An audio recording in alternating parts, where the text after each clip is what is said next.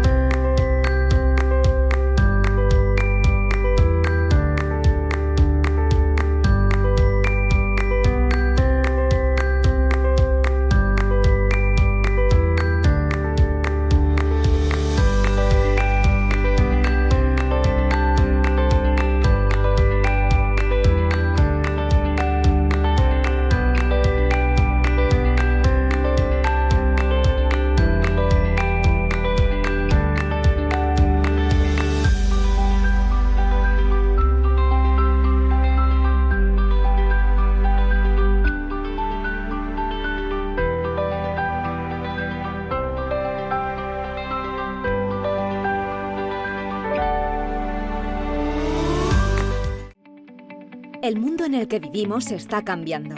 ¿Qué necesitamos para adaptarnos a él? Si piensas que entrenar habilidades de pensamiento, destrezas digitales y capacidad atencional es la respuesta, Progrentis Edu es para ti. Apoyada en la neurociencia, Edu es la solución autoguiada en línea para aprender a aprender. Edu se enlaza a Progrentis Analítica, el motor de evaluación que vincula el trabajo de los estudiantes con la escala tradicional, los nuevos objetivos de aprendizaje, destrezas y competencias globales. Analítica es el puente que conecta la tradición con la innovación.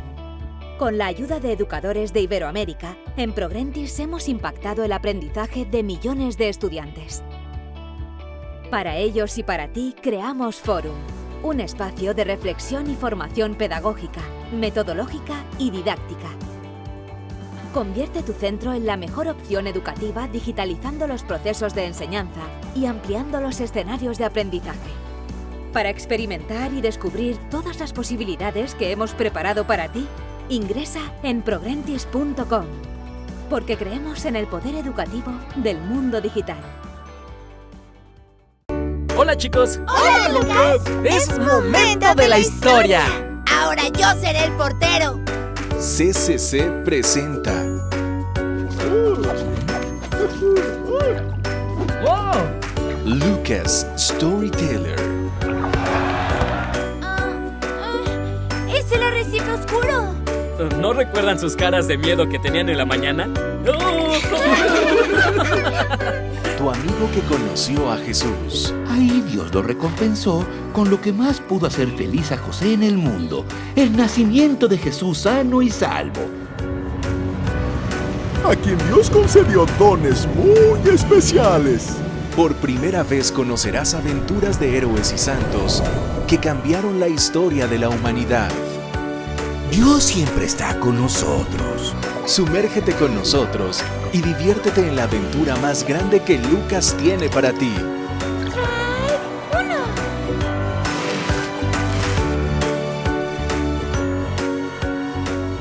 Por favor, cuéntanos más, ¿sí, Lucas? Claro, les contaré muchas historias más. Lucas Storyteller.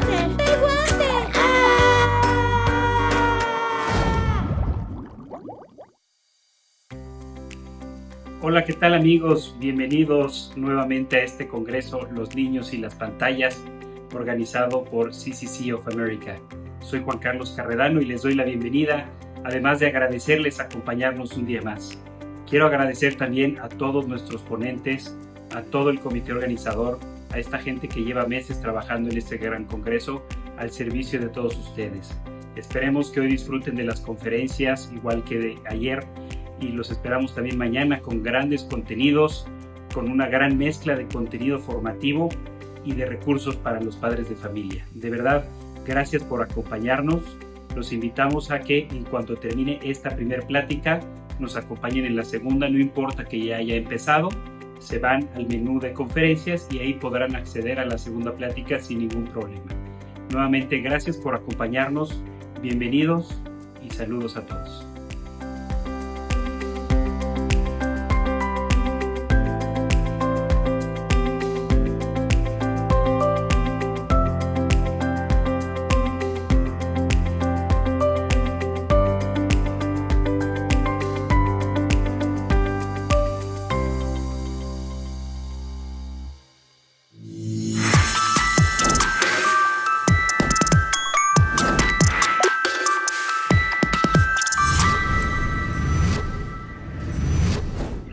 Buenas tardes, estamos felices de estar aquí en este congreso que responde a una necesidad tan de este momento. Estamos emocionados de poder compartir con padres de familia y educadores un tema que a todos nos apasiona. Hablar de pantallas es una gran oportunidad, así es que gracias a los organizadores y tenemos la fortuna de contar con un panel maravilloso, variado de expertos que estamos seguros de que nos darán para tener una plática deliciosa que nos pueda nutrir a todos. Así es que, bueno, les presento un poco quiénes estamos en este panel. Tenemos a la doctora Mónica García, que es directora académica de la Red de Colegios Semper Altus. Tenemos al doctor Aldebarán Toledo, que es neuropsicólogo clínico y profesor e investigador. Y tenemos a los doctores José Pablo y José Manuel Hunda, médicos pediatras. Muchas gracias.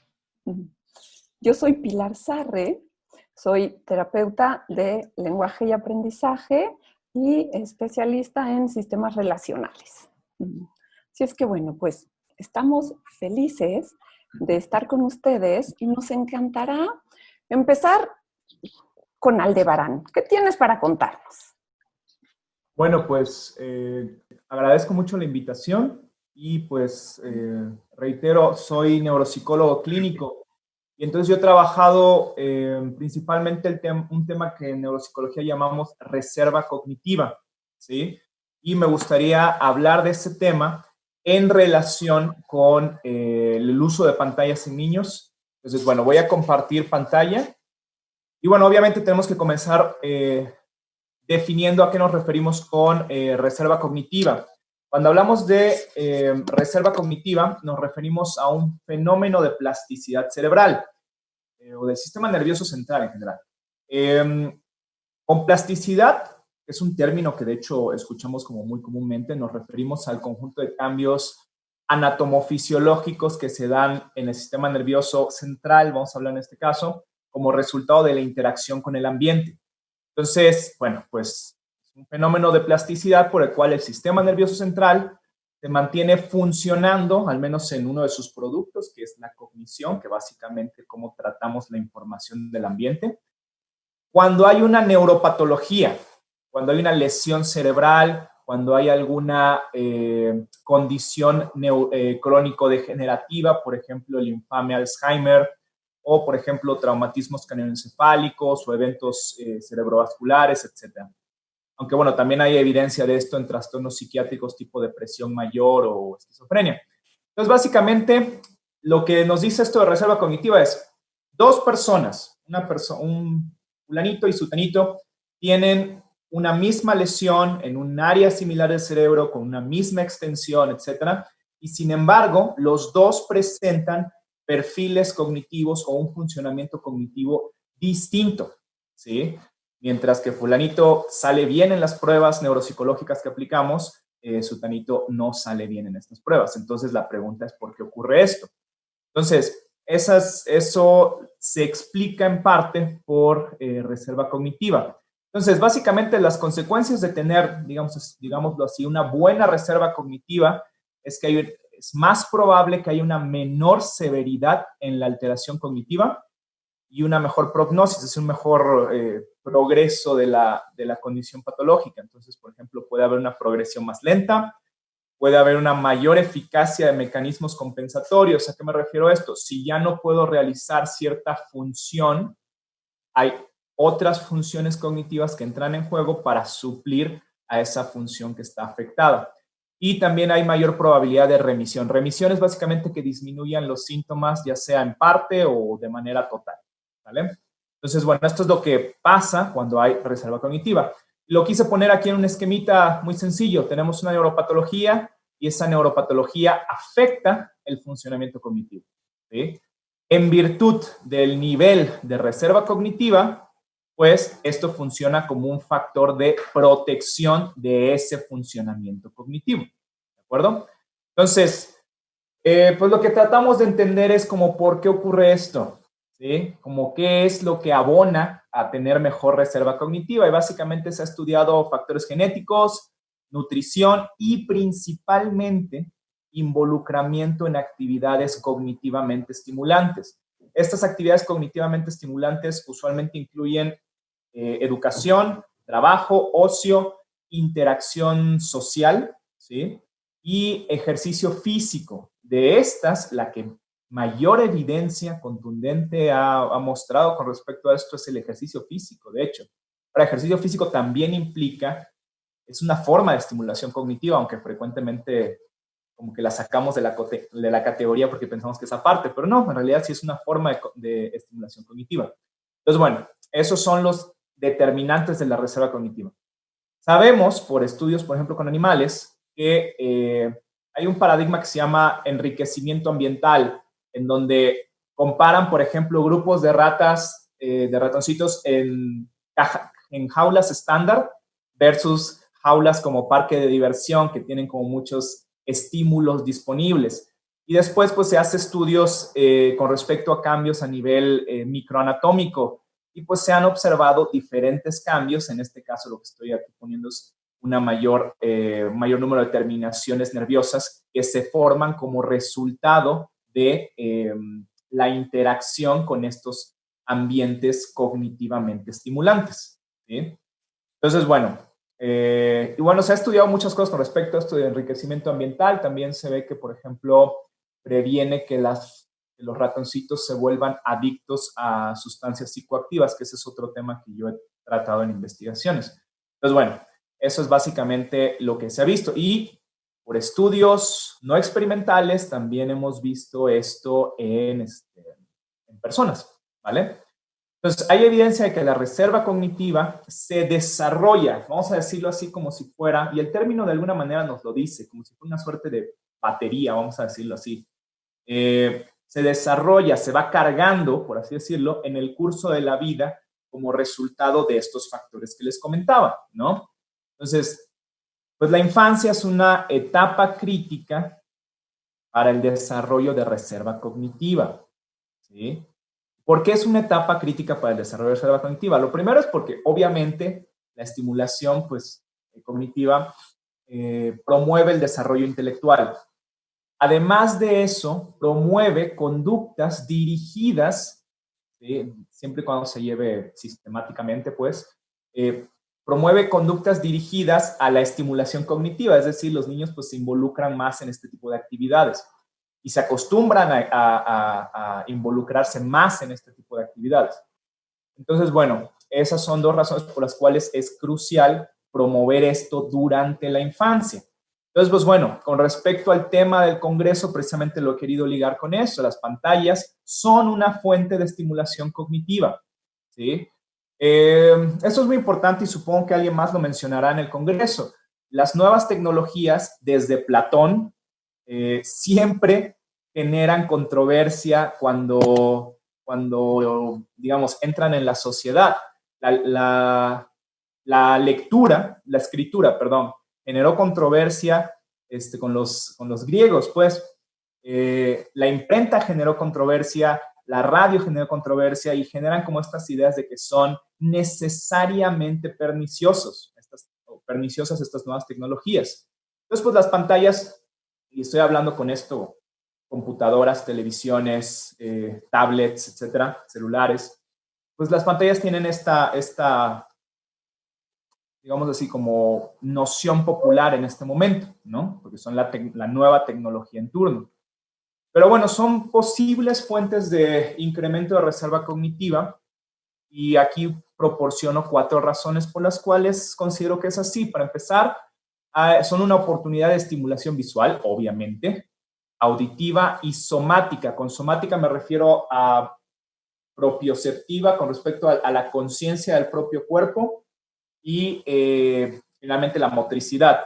Sobre todo cuando son pantallas más del tipo como estas más grandecitas, ¿no?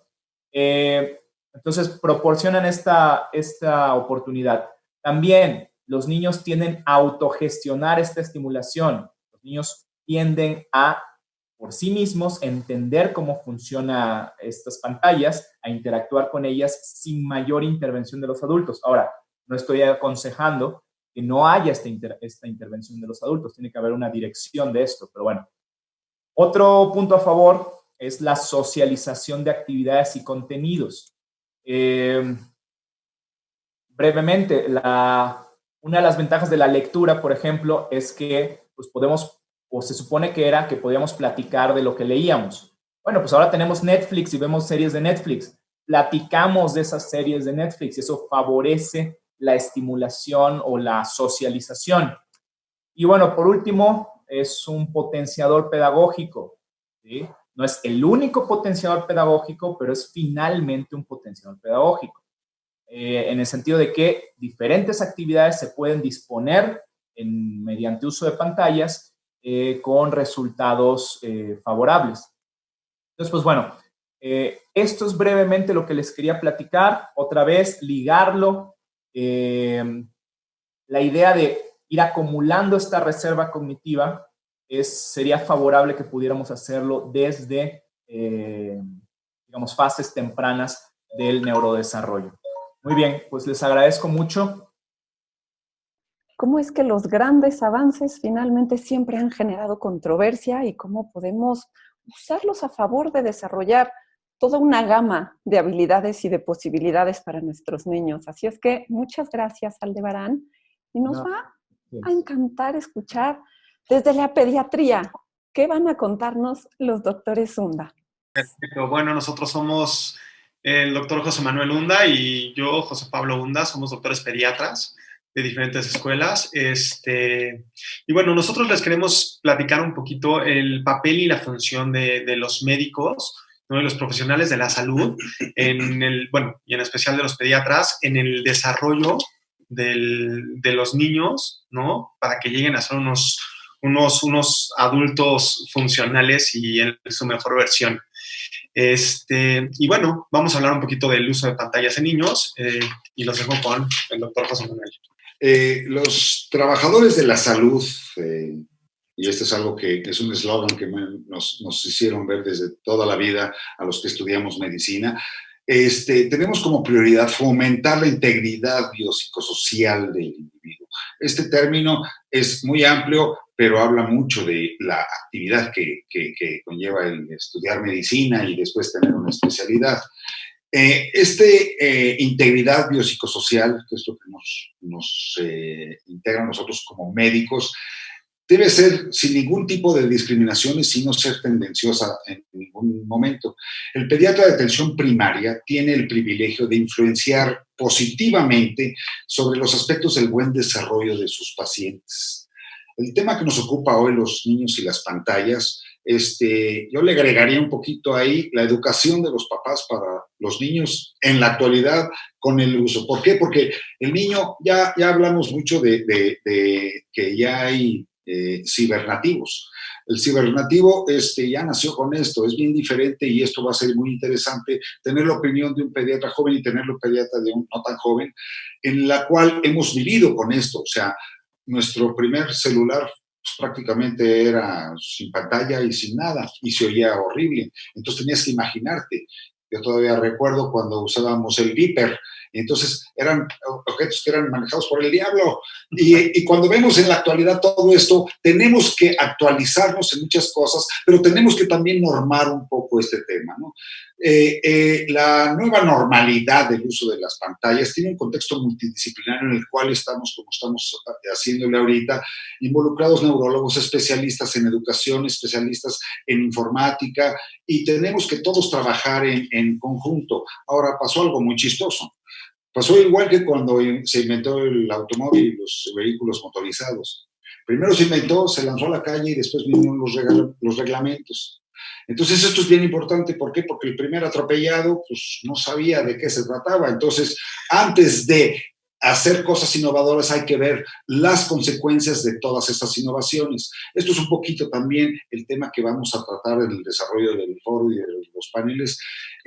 Y el pediatra tiene que actuar un poquito como autorizar un reglamento de tránsito ya que está un coche en circulación, ¿no?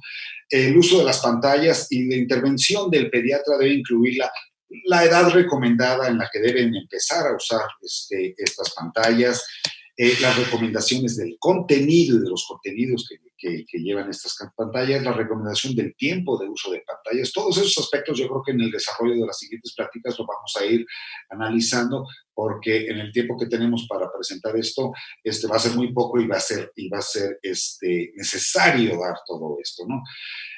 Las recomendaciones del tiempo y hacerles saber a los papás cuáles son las características y de los contenidos y todo. Podemos hablar un poco de la historia y vuelvo a lo mismo, ¿no? Todo esto empezó en los años 30 con las pantallas. La primera pantalla de la cual el hombre tuvo contacto fue con el cine. Y nos vamos a referir mucho al cine y a la televisión porque son los que habitualmente tenemos más contacto y históricamente hemos tenido más contacto con esto, ¿no? Existió una Fundación Paine. Esta Fundación Paine hizo que con una reunión de psicólogas, investigadores y sociólogas, investigó cuáles eran los efectos sobre los niños del uso de estas pantallas, ¿no? Tenían que analizar el contenido de lo que existía en una pantalla, la audiencia, a quién iba dirigida y los efectos. El formato especial de la lectura visual era bien importante, en la cual veíamos que había un efecto dramático en la mente de las personas porque había una elevada retención de la información, pero también determina la conducta en los niños. Un niño que sale de Krakatoa al este de Java, que era una película de los 80s, a lo mejor se había impactado porque en esta película existían escenas y cosas que él nunca había visto, entonces no solo había que echar a andar la imaginación en muchas cosas, sino el impacto que realmente ocasionó en aquel momento, ¿no? Después vino la televisión, que yo creo que la televisión es el icono del uso de una pantalla. ¿Por qué? Porque a lo mejor no tenemos acceso a un internet o no tenemos acceso a una, pero la televisión sí. Y entonces, 30 años se pasaron para que después del cine viniera la televisión y cuál era el impacto. Entonces, también vino toda una regulación de a qué hora se pasan ciertos programas, el contenido de esos programas y todo. Y después encontramos este desbalance que ustedes pueden ver en pantalla de lo que es el poco contenido cultural y educativo que inicialmente tenía la televisión contra un medio de entretenimiento e informativo. No era el objetivo inicial de todo esto. Entonces, después vemos que 30 años después, otro brinco de 30 años, porque se hablan de que en los últimos a lo mejor 40, 50 años hemos evolucionado más que los últimos 3 siglos. Entonces, en estos 30 años después, la irrupción del Internet, el uso de pantallas ya en una forma genética, dispositivos móviles, entre más utilidades encontramos, también más preocupaciones. Entonces, la preocupación como médico pediatra y además el approach que nosotros tenemos que tener es básicamente no está dirigido a los niños, está dirigido básicamente a los papás de los niños, que son los que van a regular prácticamente todo este sentido. ¿De acuerdo?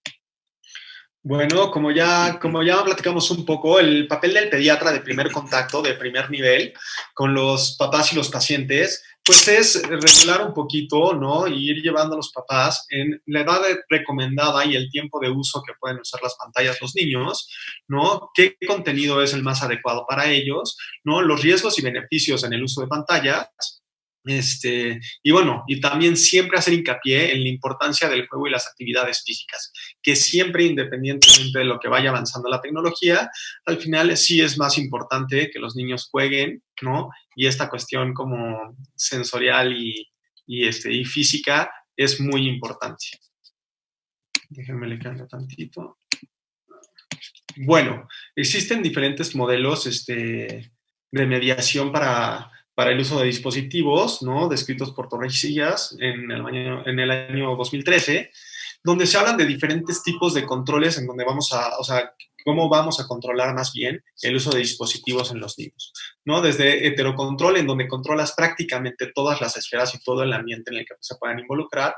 El autocontrol, en donde ya usas en pacientes un poquito más grandes, ¿no? Y tal vez adolescentes o adultos, cuánto tiempo quieres usar o cuánto tiempo quieres dedicar a estos dispositivos móviles, ¿no? El control, ¿no? Que pones un estricto control de horarios, de tiempos y de contenidos, entonces no lo dejas al azar, y el descontrol, en donde prácticamente dejas la libre evolución, ¿no? Y que el niño use los dispositivos como mejor le parezca.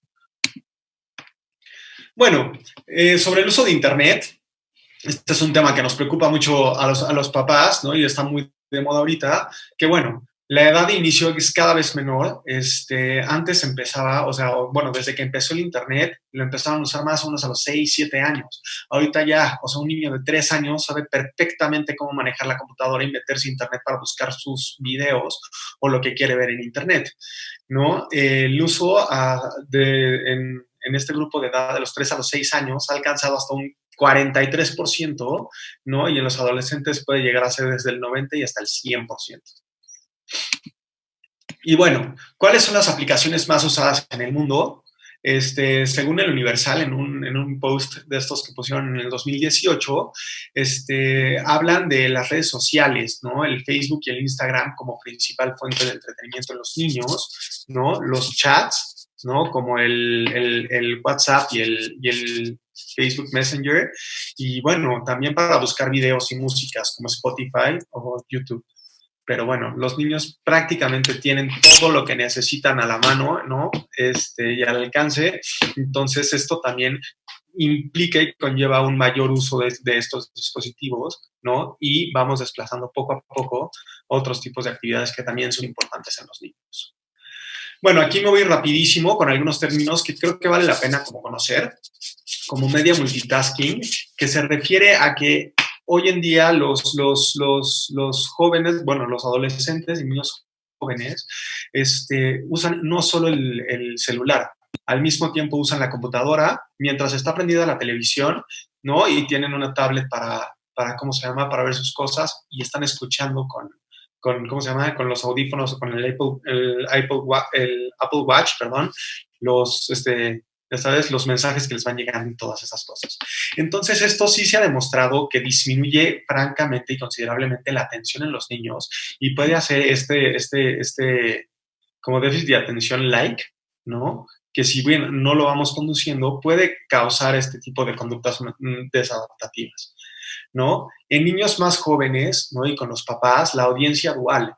La verdad es que aquí la gran mayoría de los contenidos que hay o son para niños muy chiquitos, ¿no? O para adolescentes o para escolares, pero no son para una interacción entre papás e hijos.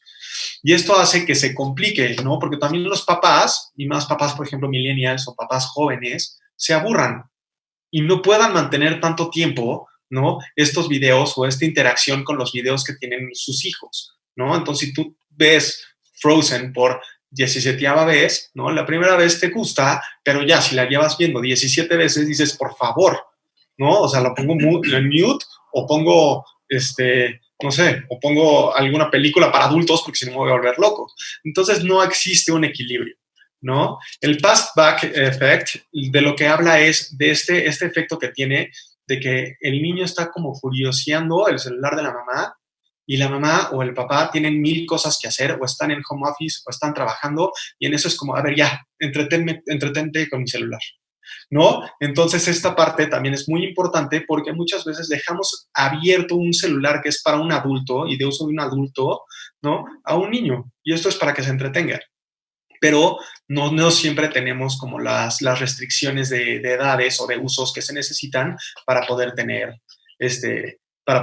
control sobre lo que van a hacer nuestros hijos mientras nosotros trabajamos o hacemos las cosas de la casa, por ejemplo. El co-viewing es esta cosa que idealmente, si vamos a usar los dispositivos móviles o los medios para la educación de nuestros hijos, ¿no? Y realmente lo que debemos usar para bien, ¿no? Lo ideal sería tener estas actividades juntos y ver los contenidos juntos. Por ejemplo, los ebooks, ¿no?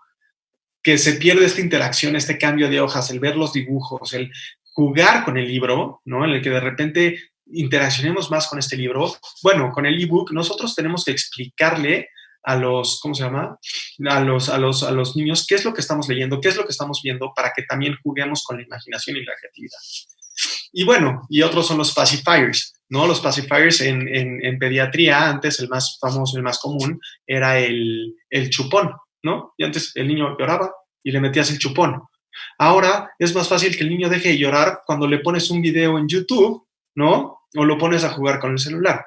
Entonces, ha cambiado también la tendencia en el uso de pacifiers en pediatría.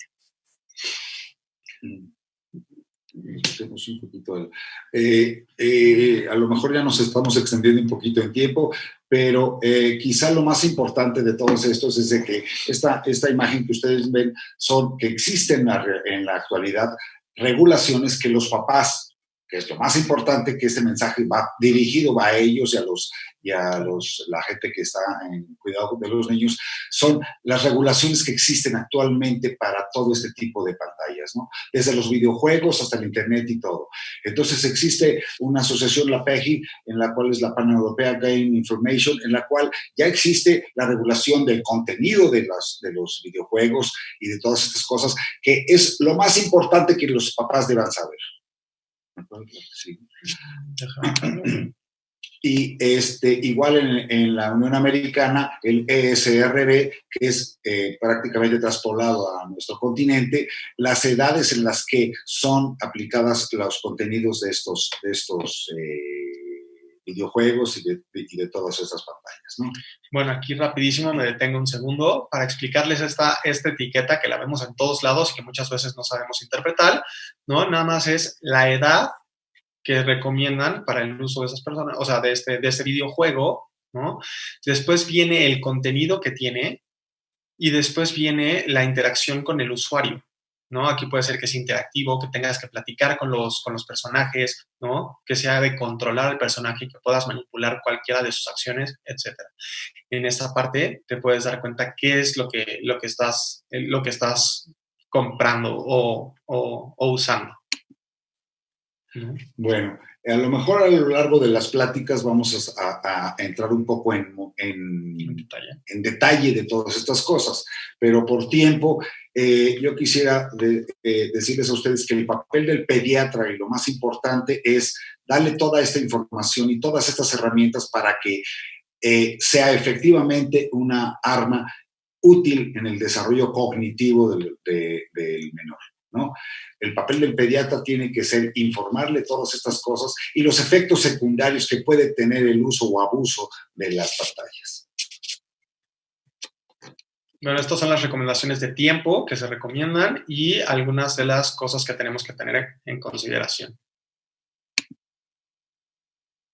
Algunos beneficios que podemos profundizar más adelante y los riesgos que también puede implicar el uso de las pantallas. Muchas gracias.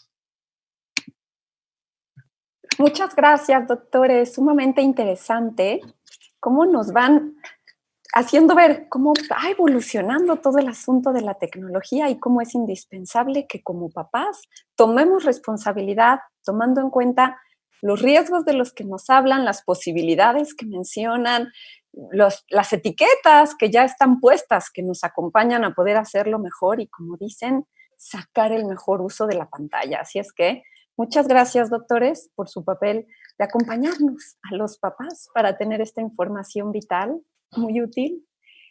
Y bueno, ya lo vimos desde la perspectiva de la neuropsicología, desde la perspectiva de la pediatría.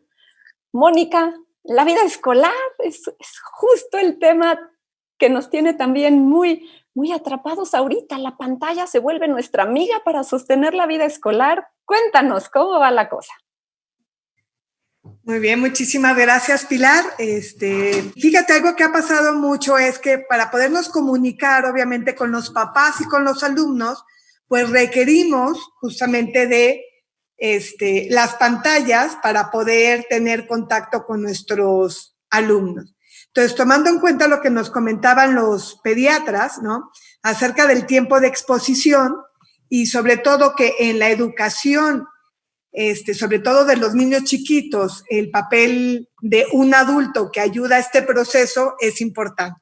Entonces, a nosotros nos ha pasado algo chistoso desde el punto de vista educativo, que a veces lo que nos dicen es, los papás, bueno, están con la Miss o están con la maestra, a lo mejor 15 minutos por la mañana y 15 minutos a lo mejor ya más pegado a mediodía y yo tengo que hacer todo lo demás.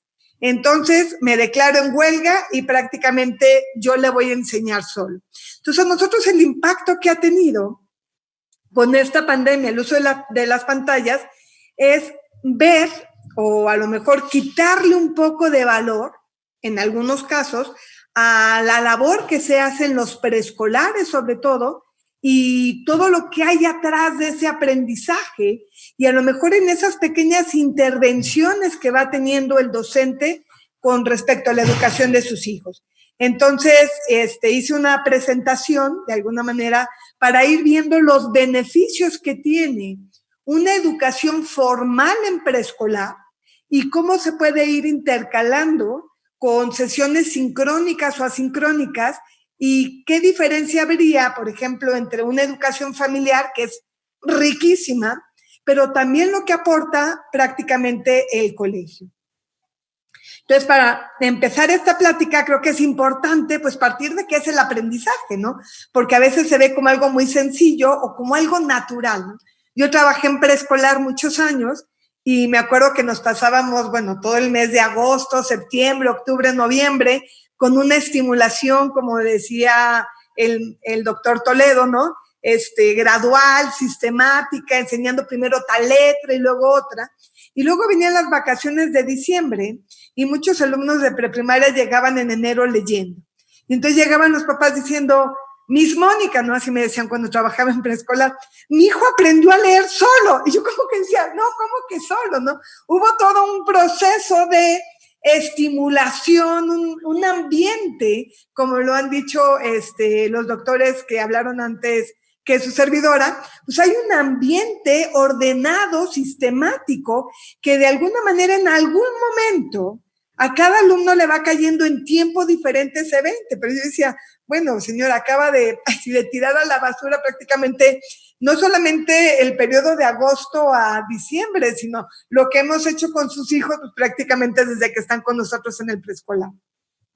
Entonces, es bien importante porque en un sistema educativo formal como es la escuela, hay estrategias puntuales para educar cabeza, mano y corazón. Es decir, no nos interesa nada más que el niño aprenda los colores o los números, sino que nos interesa desarrollar de manera integral su pensamiento, todo lo que es la parte de habilidades motrices, volitivas y también su parte afectiva. Y vamos a ver que en preescolar, el poder manejar lo que son los vínculos, el apego y el desapego, es vital para desarrollar la confianza en futuras ocasiones. Por otro lado, lo que también propone lo que es el aprendizaje es que implica las capacidades humanas. Y esta parte es bien importante porque para poder desarrollar la inteligencia, para poder desarrollar el lenguaje, necesitamos una variedad de estímulos y puestos de tal manera para que realmente tenga un impacto en los hijos.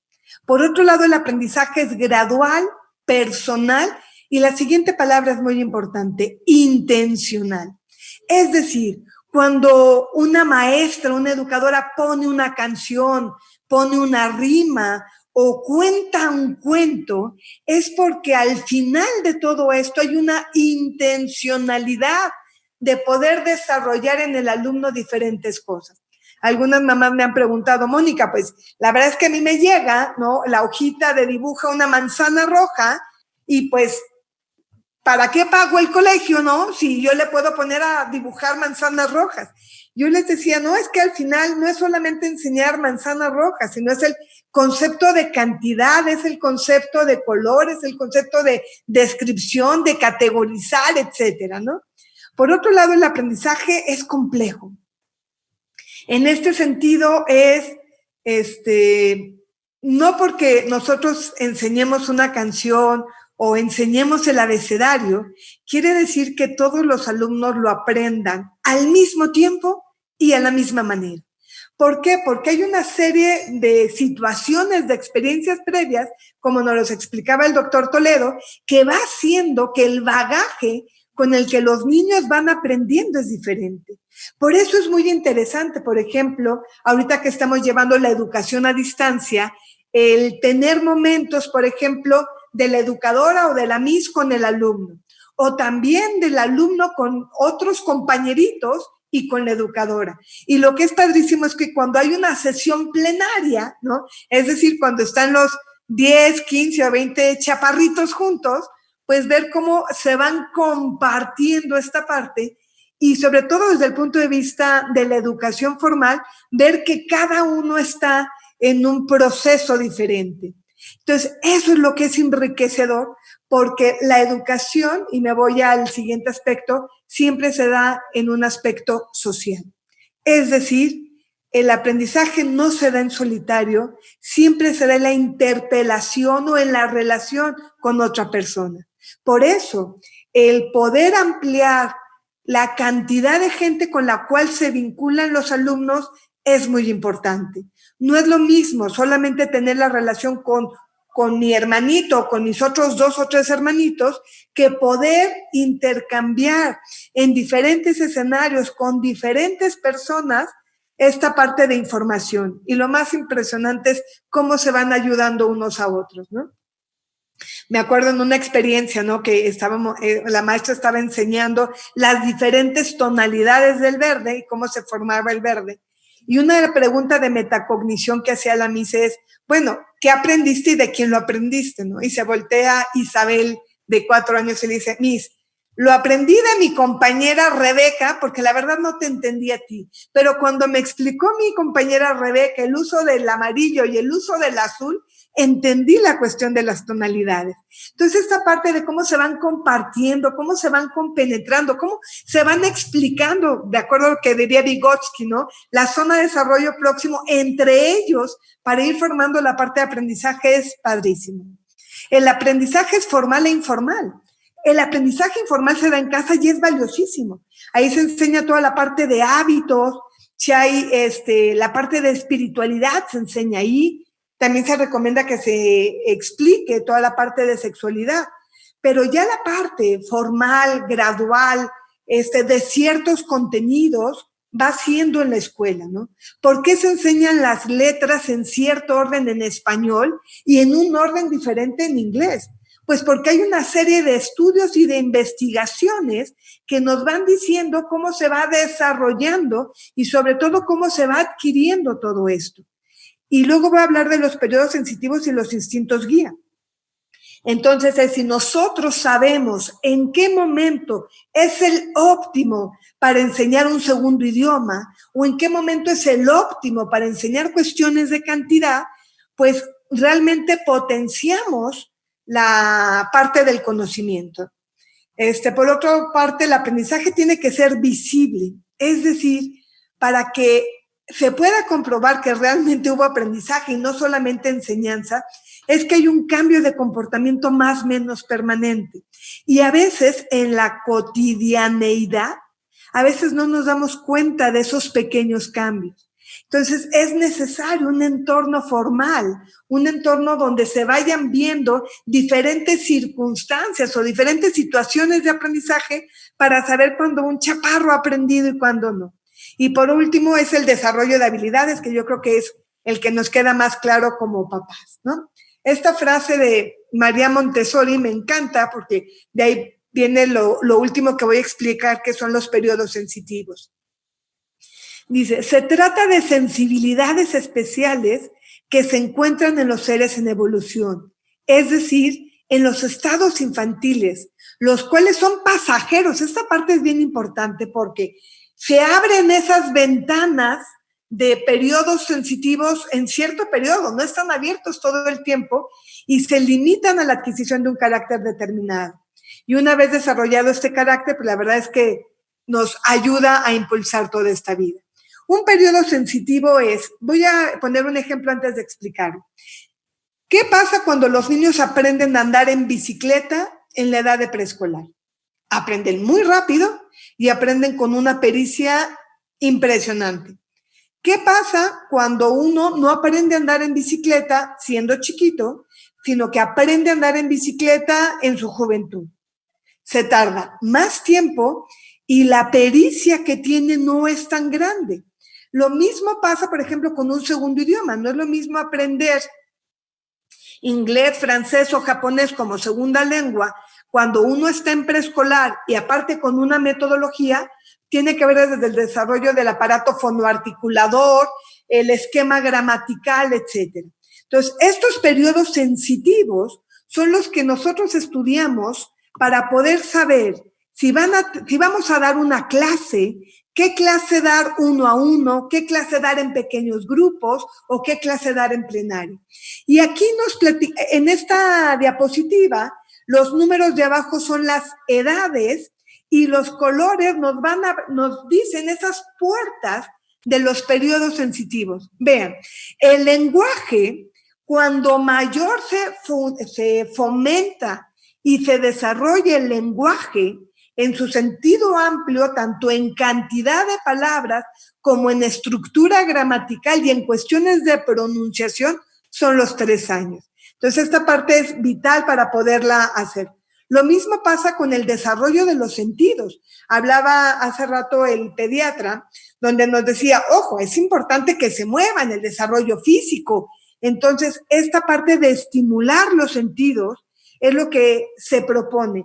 Y no es lo mismo que lo que se nos puede ocurrir como papás de repente ponerlos a jugar con espuma o de repente ponerlos a jugar con frijol, que a lo mejor todo un periodo o un programa de desarrollo neurosensorial en donde no solamente es el tacto, sino va siendo el oído, la vista, etcétera, ¿no? Las cuestiones de movimiento, si se fijan, es la raya amarilla, donde lo más importante va siendo de los 0, sobre todo a los 2 años, hasta los 4 años. Por eso toda la estimulación, por ejemplo, que se da desde psicomotricidad, cómo aprender bueno, los niños lo hacen naturalmente, pero el saltar, por ejemplo, que cuando saltan con los 2 pies de manera conjunta, representa un avance evolutivo enorme. Y esas pequeñas cuestiones de desarrollo es las que van vigilando y velando el colegio para que se den en el momento exacto. ¿Por qué? Porque si no se dan en el momento exacto, el colegio se da cuenta y empieza a mandar alertas para propiciar junto con la familia el cómo lo podemos lograr. También viene la cuestión del orden, ¿no? Que aparte es de las primeras virtudes que se desarrollan. Y fíjense la relevancia que tiene el desarrollo social de los 2 a los 6 años. Y aquí el desarrollo social es aprender a esperar mi turno, el ver que la Miss tiene ojos para otras personas, el que tengo que esperar, el que otro compañero puede ser que sin querer yo lo lastime y entonces cómo me puedo poner de acuerdo con él para hacer las paces, etcétera. Este cuadro es de Fernando Corominas y nos habla también de los periodos sensitivos para la educación de las virtudes. Entonces yo creo que en este sentido, el que ahorita utilicemos las pantallas para poder apoyar y ser colaboradores junto con la familia del proceso de educación es para decirle a la familia, soy tu aliada, tú edúcalo en un proceso informal, con todas las ventajas que tiene este proceso informal, y yo como escuela te acompaño a desarrollar estas habilidades porque van teniendo un momento que tiene inicio y que tiene salida para poderlo desarrollar. Y por último, el velar, que si nosotros queremos, como lo comentaban las 3 personas que han hablado antes que tu servidora, pues lo que queremos es un desarrollo integral.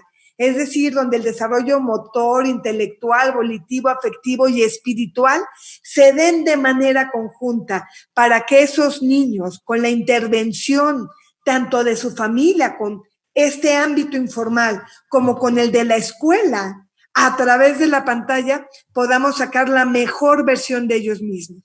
Y esta parte es importante, sobre todo por el aspecto de desarrollo espiritual, de apego, de desapego y de habilidades socioemocionales, que se requiere la interlocución y la relación con más personas. Eso sería mi exposición. Muchas gracias, Pilar.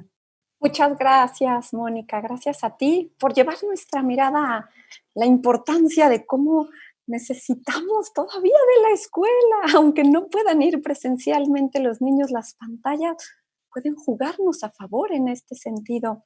Hablaban los doctores de cómo somos seres biopsicosociales y cómo necesitamos desarrollar todas nuestras áreas, y creo que conecta por completo con esto que dices de la visión integral de la escuela, que está cuidando todas las áreas de desarrollo de los niños. Así es que muchas gracias, Mónica. Y ahora voy a platicar un poquito yo de cuando ya nos toca poner las manos en acción a los papás, de cuando ya nos toca pues lidiar con la pantalla a la hora de estar en la casa. Y bueno, finalmente las pantallas llegaron para quedarse, como bien decían. La primera fue el cine y así hemos ido evolucionando y seguiremos evolucionando. Tenemos dos posibilidades. Una es pelear y como estas posturas que de pronto vemos de no, a mi casa no entrará y en mi casa nunca va a haber videojuegos y ese tan violento nunca, mis hijos nunca lo van a jugar y esta postura que tomamos, o podemos decir, ok, ya están aquí, con cuidado, con todos los lineamientos que la ciencia nos regala de qué contenidos sí, cuáles no, cuánto tiempo, por dónde, de qué manera, usar las pantallas. ¿Para qué? Para nutrir los cerebros de nuestros niños, para nutrir a nuestra familia, para nutrir nuestros vínculos, nuestras relaciones y por lo tanto a la sociedad. Entonces, hace muchos, muchos años, cuando vivía el hombre primitivo en el planeta, si venía una amenaza, respondía desde unas partecillas de nuestro sistema nervioso que nos ayudan a cuidarnos y entonces ponían en marcha estos mecanismos que son de lucha, de huida y de congelamiento. Entonces, si ahí venía el mamut, pues yo sacaba mi lanza y iba contra él, o huía y me trepaba a un árbol o a alguna roca, o me congelaba y fingía ser carroña, a ver si así no me quería comer, ¿cierto? Este es un sistema primitivo que se mantiene en nosotros y es una joya, pero es un sistema primitivo. Lo que nos está pasando como padres y a veces como educadores es que respondemos desde estos mismos sistemas a la pantalla. Entonces, tenemos ahí la imagen del niño en la pantalla y nosotros como papás igual, ¿no? Entonces, en lucha. Tu maldito videojuego otra vez. No puedes dejar ese iPad. O nos congelamos, así, ya no sé qué hacer y ya no hago nada y nos quedamos paralizados. O huimos, no nos trepamos al árbol, pero nos hacemos los que no vemos. Así de, ay, lleva 8 horas ahí pegado y está jugando una cosa horrible, pero ay, no te preocupes, es que estoy con el home office. Entonces, bueno, ¿qué sucede? Necesitamos responder al mundo de hoy desde nuestra parte mucho más evolucionada. No podemos responder como el ser primitivo. Todo ha evolucionado y la ciencia nos acompaña y todos los estudios del sistema nervioso y del desarrollo nos hacen saber que hay algo más que podemos hacer como padres y educadores que solo luchar, huir o congelarnos. Entonces, ¿qué pasa cuando ya de plano es el momento en el que los niños están en la pantalla? Obviamente aquí es cuando ya cuidamos todo esto de lo que hablamos. No es aventamos la pantalla, ya es con conciencia, como familia, examinando todos los riesgos y todas las posibilidades, decidimos que nuestro hijo tiene derecho a tener 1 hora de pantalla al día, porque esto es sano para su desarrollo, porque también genera, como bien decía Aldebarán, el desarrollo de ciertas habilidades. Bueno, ya está ahí. A veces como papás lo que hacemos es que ya lo decidimos, ya cuidamos el contenido, ya está puesto el cronómetro, pero con todo y eso seguimos en la lucha. Pero claro, la pantallita decimos. Entonces, vamos a usarlo a nuestro favor. ¿Cómo puede ser esto? Usar las pantallas para entrar al mundo del niño. No es que nos interese tanto el contenido de la pantalla, ya que vimos que era un contenido cuidado, sino mostrar interés genuino en el niño. Ay, mi amor, estás jugando Minecraft. ¡Qué interesante! Cuéntame de esos cerditos que aparecen en mi cielo. ¿Y hacen algo? Pero se van a comer tus flores. A ver, cuéntame de eso. Oye, ¿y eso que construyes? Pero ese mecanismo de esa máquina que construye, ¿tú lo pusiste o así venía? ¿Y entonces cómo? O están jugando estos otros videojuegos y, oye, pero esa mochila se le cuelga a un perro y tú das marometas y no se cae. ¿Cómo es esto? Puede sonar tonto. No es que nos interese el videojuego.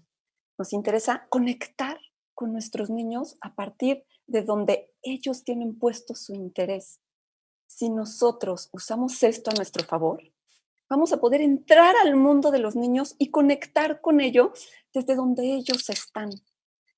Y los niños que están conectados son niños que se dejan educar más fácilmente, porque sienten esta conexión. Pongo después ver o jugar con ellos. Ver juntos las páginas, las aplicaciones, las publicaciones. Si son ya adolescentes, mucho más grandes y ya tienen sus cuentas, por ejemplo, en Instagram, seguir a los mismos. Qué rico es sentarnos con nuestros adolescentes y decir, ¿vieron la última publicación de Greta Thunberg? ¿Vieron la cuestión? ¿Cómo están las emisiones de CO2 en el planeta? Oigan, campeones, ¿qué opinan, Ay, qué rico que en lugar de pelear con la red y suelta eso, si ya es su hora establecida para tenerla, vamos a conectar con ellos. Hay estudios que muestran que los padres de familia que usan la estrategia de co-playing o de jugar videojuegos con sus hijos son niños que juegan menos horas. parece increíble, pero de pronto es tal el placer de estar jugando con papá o con mamá, que yo también prefiero de pronto botarlo y comentar el punto con ellos, ¿no? Entonces, compartir con ellos, no es solo tu mundo, mi mundo, creemos un mundo compartido, cuidado, en torno al uso de la pantalla. También reconocer y agradecer lo que nos brinda la experiencia de estar criando o educando nativos digitales. La mayoría de nosotros no nacimos con la pantalla, con el chip de la pantalla. Tenemos tanto que aprender de ellos y en el buen sentido. De pronto es una gozada ver cómo nos sacan de apuro, cómo podemos ponernos en la postura de alumnos en ciertos sentidos. Siempre somos la autoridad, siempre somos quienes cuidamos. Pero ay, qué rico es de pronto, ay, me atoré, mi amor, ¿me ayudas en esto, chaparro? Y que vengan y lo resuelvan y vean cómo ellos pueden aportar. Esto es sano, nutre nuestras relaciones. Cuando son un poco más grandes, permitir que participen en la creación de las reglas en torno al uso. Ahora, ¿qué es esto? Que hagan lo que quieran. No, esto quiere decir, a ver, ya tuvimos en cuenta todos los riesgos. Estos son los lineamientos de papá y mamá. Tú vas a jugar 1 hora y no hay más, pero te dejo participar. ¿Cómo sería esto? Tú tienes 1 hora, pero tú puedes participar en la creación de la regla. Tú vas a decidir si quieres tu hora completa o 30 minutos y 30 minutos. Tú tienes 1 hora, pero tú vas a decidir si quieres usar tus 30 minutos en la tele o un ratito en la computadora o un ratito en el videojuego.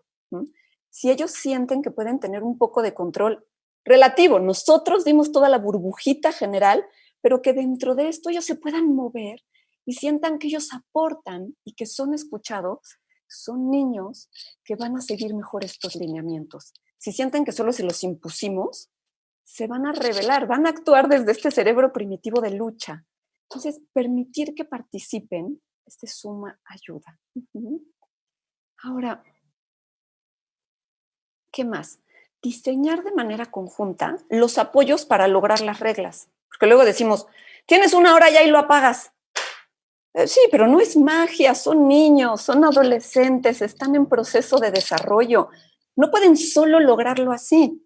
A ver, mi amor, ¿qué apoyo necesitas para lograrlo? Necesitas ponerte una alarma, necesitas que yo venga y te diga, épale tiempo. Necesitas poner tu balón de fútbol al lado para que cuando te quiera ganar la tentación de abrir otra partida, agarres el balón y corras. Entonces, no solo es crear las reglas, es vamos a ver cómo te apoyo a que acates estas reglas. Otro punto es abrir espacio a las emociones que surgen respecto a esto.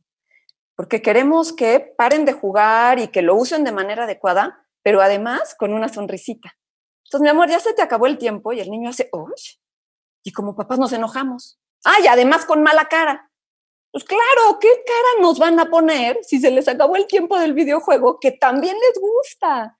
Entonces, abrir espacio a la emoción, que todas ellas sean bienvenidas. No a que las manifiesten de cualquier manera. No vale aventar el control, no vale pegar. Pero sí se vale que hagan y sí se vale enojarse y ojalá podamos como padres acompañarlos desde un lugar de calma, de curiosidad, de neutralidad, porque ellos entran en tormenta y nosotros nos sumamos, ¿no? Él hace ¡ay, te quejas! Ellos son los niños, nosotros los adultos, ellos necesitan de nuestra calma, de nuestra regulación ante el uso de la pantalla, para ellos aprender a regularse. Entonces, si nosotros nos chiflamos, ellos se chiflan. La sugerencia es nosotros calma y dejemos que tengan emociones, no son malas, solo cuidemos cómo se manifiestan. La última sugerencia que yo quisiera compartir es mantenernos en el presente. Ya es un reto estar en casa, estamos con los niños, con toda la demanda, con el estrés, con la situación económica, cuestionándonos que sí, que no. Y además empezamos, sí, es que si ahorita hace eso, que al rato le voy a decir que se salga del antro y no se va a salir. Vas a ver, porque cuando crezca no me va a obedecer. Ya tenemos suficiente con hoy. Si hoy respondemos desde lugares de conciencia, desde lugares calmados, pensados, que de veras respondan a sus necesidades, mañana no va a pasar toda esta catástrofe que estamos creando en nuestra mente. Pero si pretendemos hoy lidiar con el confinamiento y con que en 10 años mi hijo no se va a salir a tiempo del antro, va a estar muy difícil. Entonces la invitación es hoy, conscientes, presentes, conectados con ello, el mañana vendrá.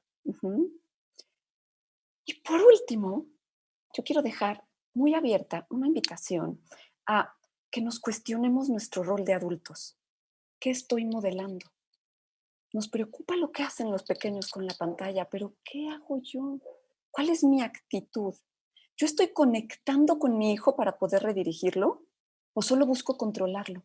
¿Solo grito y doy instrucciones? ¿O antes me tomo la molestia de mirarlo a los ojos, de tocarlo, de hablar con él para que pueda escucharme?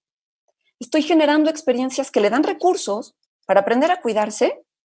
¿O solo controlo el entorno para creer que es más seguro? Entonces, solo lleno de controles parentales, pero no le enseño a cuidarse, no le hablo de los riesgos. Le estoy aventando al mar sin chaleco. La actitud que yo asumo, ¿sirve para hacerlo sentir mal y lastimarlo?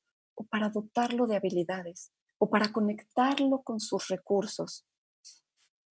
Muy importante, mi propio uso de la pantalla. ¿Cómo influye? ¿Yo los atiendo así? Sí, mijito, dime, cuéntame. Uy, ¿no? Y luego hablábamos de esto, que hacen todo a la vez. Y cuestionarnos qué es lo prioritario para su desarrollo en este momento y qué necesita de mí. ¿Qué necesita de mí como papá, como mamá, como educador? Las pantallas ya están aquí y pueden venir a ser un agente que nos haga cuestionarnos nuestros valores en este sentido. ¿Qué importa más ahorita? ¿Qué tengo que darte? ¿Cómo tengo que nutrirte? ¿Desde qué lugar reacciono o mejor respondo a tus necesidades? Porque yo soy el adulto que te cuido. ¿Okay?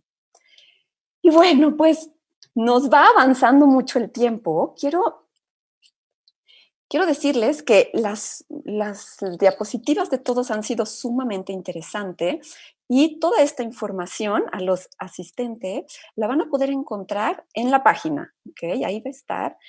Y bueno, vamos a generar un poco de diálogo, nos quedan unos 5 minutitos y lo que vamos a hacer ahorita es tratar de aterrizar un poco todo esto que hemos hablado. Mónica, ¿cómo sientes que podríamos aterrizarlo para la cuestión de la vida escolar? Yo creo que es uno, ver como papás, y sumándome un poco a las reflexiones finales que hacías, Pilar, ver que como papás no estamos solos, sino que a veces yo creo que este confinamiento nos ha aislado y justamente las paredes de la casa creo que a veces han sido nuestras paredes también emocionales y mentales. Entonces yo diría, contemos con los colegios como aliados, justamente como alguien que te puede dar una perspectiva o un conocimiento diferente de la situación. Inclusive a veces conocemos, no quiero decir que conozcamos más, pero conocemos diferente al mismo sujeto, que es tu hijo y que es nuestro alumno. Entonces creo que el tener esta riqueza de poder rebotar con alguien que tiene una interacción de manera diferente y de manera formal con mi hijo, nos puede dar una pauta y justamente el poder dimensionar si va bien con su desarrollo, si va de acuerdo a los periodos, si va un poco adelantado, si va un poco atrasado. Yo creo que algo que es muy relevante es el impacto que va a tener el confinamiento si no se le da un correcto uso a las pantallas, sobre todo desde el punto de vista social y desde el punto de vista emocional. Entonces creo que nos debemos de ir preparando, no solamente es ver qué estoy haciendo ahorita, pero también esto que estoy haciendo ahorita, qué repercusión tiene. Simplemente el miedo a los demás, el que cuando yo me relacione con el otro lo vea de una manera con cuidado, no te me acerques, ya te lavaste las manos. No, el otro día me decía mi hijo, es que me bajé al súper, se me olvidó el cubrebocas y bueno, regresó como alarmado de que se le haya olvidado el cubrebocas. Entonces, creo que tenemos que ayudar a nuestros hijos junto con la escuela a lograr ese blindaje emocional para que saliendo, cuando se abran las puertas, podamos sí relacionarnos con el otro, pero también teniendo una confianza y una seguridad en el otro. Por eso yo hablo de familia y colegio como aliados, justamente porque el impacto que tiene este confinamiento, no digamos solo en el desarrollo intelectual que se ha visto, sobre todo que los aspectos de lectura y los aspectos de matemáticas han tenido un impacto, y por eso la relevancia de una educación formal enfocadas en español y en matemáticas, o en segunda lengua también, y aquí yo les diría también el aspecto social. Es decir, cómo estamos ayudando a nuestros hijos y cómo nos estamos ayudando a nosotros mismos a que cuando se abran las puertas, también abramos las puertas de nuestro corazón para podernos vincular y relacionar con los otros, aunque sea también a través de las pantallas. Muchísimas gracias, Mónica. Como dices, no estamos solos, estamos acompañados, estamos unidos para cuidar todos los aspectos, para no percibirnos como amenazas, sino como aliados. Y si las pantallas nos pueden servir para esto, pues bienvenidas. Muchas gracias, Mónica. Doctores Hunda, ¿cómo sienten que podríamos conectar todo esto de lo que ustedes nos hablaron, los riesgos, el avance de la tecnología, todos estos lineamientos que ya tenemos, con lo que hemos platicado de cómo estar educados como papás? Pues bueno, yo creo que lo que tenemos que hacer es, dentro de la consulta, nosotros como pediatras, siempre hablar con los papás, ¿no? Justo nosotros juntar toda esta información que tenemos y ponerles las cartas sobre la mesa. Al final, nadie es más importante para la formación de sus hijos que los padres. Entonces, nosotros como pediatras, lo que podemos hacer es darles los elementos para que ellos tomen decisiones, ¿no? En esta parte que hablábamos, ¿no? Como de la cuestión emocional, de cómo comunicar, cómo hacer o establecer los permisos, pues bueno, nos podemos apoyar de este grupo multidisciplinario y nosotros establecer riesgos, beneficios, tiempos de pantalla y un poquito de estructura para que esto no se salga de nuestras manos. Al final, también, si nosotros establecemos, ¿no? de forma muy puntual con los pacientes cuáles son los riesgos de que se pasen con el uso de las pantallas, ¿no? Al final sí tienen más chances de tener un apego a esto y también favorecer la actividad física y otro tipo de actividades y interacciones con la familia, por ejemplo. Yo siempre les he dicho en cualquier tema que manejamos con los padres, es de que los padres tienen que estar presentes. El ejemplo es muy importante y tiene que haber control. ¿Por qué? Porque si dejamos al azar las cosas, podemos confiar mucho en nuestros hijos, pero a lo mejor ellos no tienen el criterio para decir cuándo es necesario parar. Entonces, para mí lo más importante es que los padres estén presentes. Muchas gracias.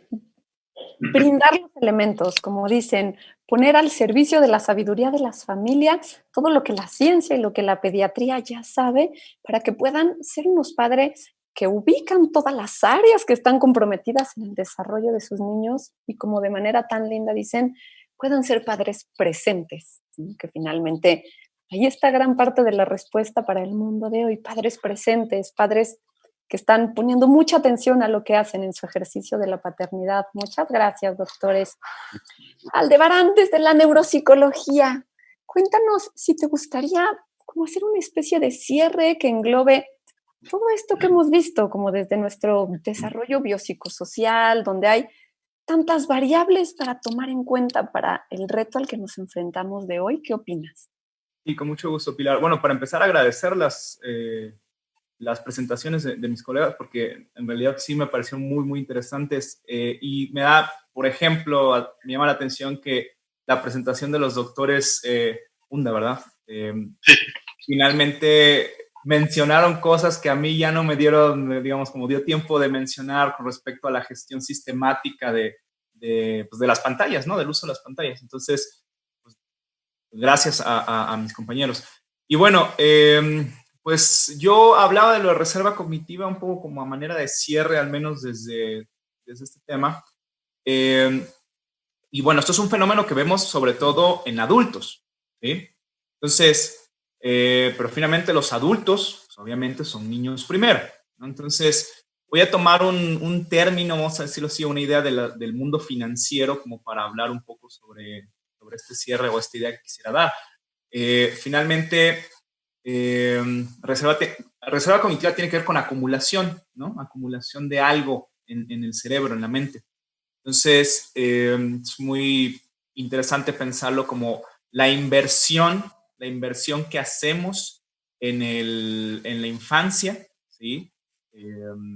Con respecto a la estimulación a la que exponemos o a la que involucramos a los niños, finalmente paga como dividendos, pues, a futuro, en la vida adulta, en este sentido que yo mencionaba como de protección.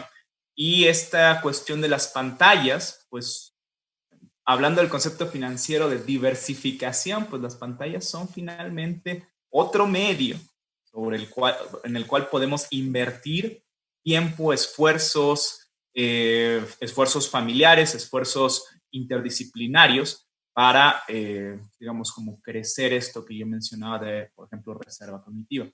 Pues bueno, esa es la manera en la que pudiera concluir un poco tomando en cuenta lo que mis compañeros presentaron y el concepto que yo manejé al principio. Muchas gracias. Muchas gracias, Aldebarán. Qué lindo nos lo haces ver. Es una inversión. Invertir en la educación de los niños es algo que va a traer los mejores frutos. Y hablas de la diversificación. No podemos educar así, solo viendo de manera convergente. Necesitamos divergir y las pantallas pueden jugarnos a favor.